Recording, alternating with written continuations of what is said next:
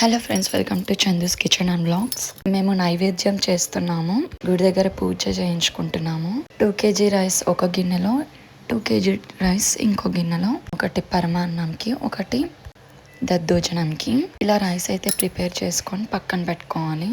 2 kg రైస్కి 1 litre పెరుగు పడుతుంది. మొత్తం కలిపేసుకున్నాను. ఇలాగా సాల్ట్ 6 స్పూన్స్ వేసుకున్నాను, కొన్ని పాలు కూడా వేసుకున్నాను.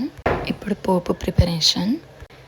కొన్ని ఎండుమిర్చి, కట్ చేసి పెట్టుకున్న కరివేపాకు వాష్ చేసుకొని కట్ చేసుకున్నాను. కొంచెం ఆయిల్ తీసుకొని ఆవాలు, శనగపప్పు, మినప్పప్పు, జీలకర్ర, ఎండుమిర్చి, కరివేపాకు మొత్తానికి ఇలా అయితే పోపు వేసుకున్నాను. నేను కలుపుకుందాం అనేసరికి మా అత్తమ్మ వచ్చేసింది, ఇంకా తనే కలుపుతా ఉన్నది. ఇప్పుడు పరమాన్నంకి చూద్దాం. నేనైతే బాదం, కాజు ఇలా దంచుకొని పక్కన పెట్టుకున్నాను. నెయ్యి ఎక్కువే వేసుకున్నాను, రైస్లో కూడా వేసుకున్నాను. ఇలా బాదం, కాజు గోల్డెన్ కలర్ వచ్చే వరకు కలుపుకున్నాను. బెల్లం పాకం చేశాను. రైస్ కూడా తనకైతే ఇలా కలుపుకున్నాను.